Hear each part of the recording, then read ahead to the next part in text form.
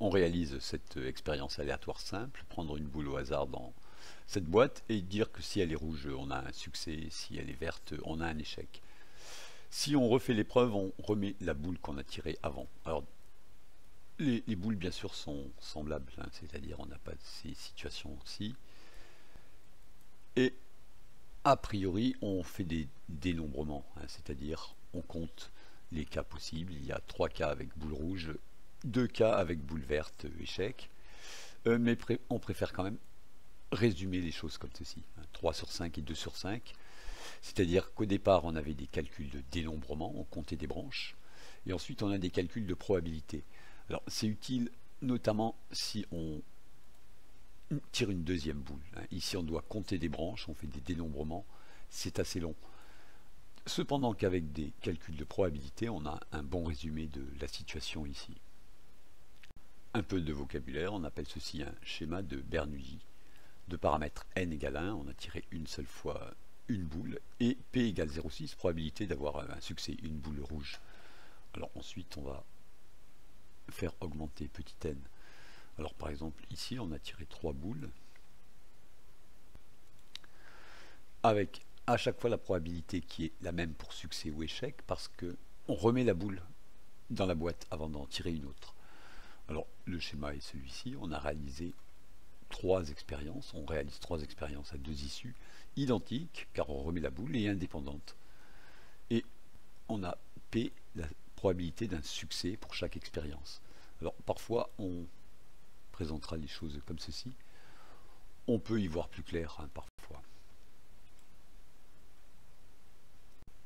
On s'intéresse ici à ce nombre noté x ou xn, qui est ici x4, un peu plus intéressant que x3, nombre de succès obtenus. Alors ce nombre peut être de 0, c'est-à-dire que des échecs, hein, les chemins indiqués les chemins suivis sont en gras ici. Ou il peut être de 1, alors on a un succès qui peut être en premier, deuxième, troisième ou quatrième. Et finalement on regarde cette formule ici, c'est-à-dire on regarde maintenant avec k égale 2. Comment on obtient P de x égale 2? On regarde tous les chemins avec 2 succès et donc 2 échecs.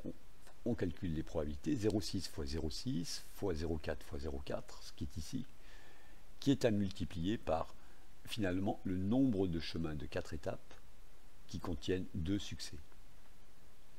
Et c'est bien l'essentiel à voir ici. On regarde k égale 3, nombre de chemins de 4 étapes qui contiennent 3 succès, c'est-à-dire un seul échec, premier, deuxième, troisième ou quatrième tirage. Et le plus simple, 4 succès. Finalement, x prend les valeurs de 0 jusqu'à n. On regarde avec 5 épreuves la probabilité d'avoir 3 succès. Comment est construite la formule? Alors, k succès en n épreuves, on écrit d'abord la probabilité d'un succès, puissance le nombre de succès, on multiplie par la probabilité d'un échec, 0,4, puissance le nombre d'échecs, ici c'est 2, puisqu'il y a 3 succès et 5 épreuves, et on multiplie enfin par le nombre de chemins de 5 étapes, ici contenant 3 succès. Alors il y a une notation pour ce nombre de chemins, on le note ainsi, et on lit C5,3, nombre de combinaisons de 3 parmi 5. On ne va pas calculer ce nombre ici, on peut le calculer à la machine, on peut aussi le calculer à la main. Il y a des vidéos qui expliquent comment on calcule tout ça à la machine, on ne le fera pas ici. Finalement, la formule à connaître est celle-ci. P de x égale k, c'est nk, fois p puissance k, 1 moins p puissance n moins k. Bien voir, x égale k, c'est k succès en n épreuves. Vocabulaire, on a étudié ici la loi binomiale B5,06. Alors, avec une notation plus générale, lorsqu'on réalise n épreuves et qu'on compte les succès, le nombre de succès suit la loi binomiale B, n, p, où p est la probabilité toujours d'un succès pour chacune des expériences.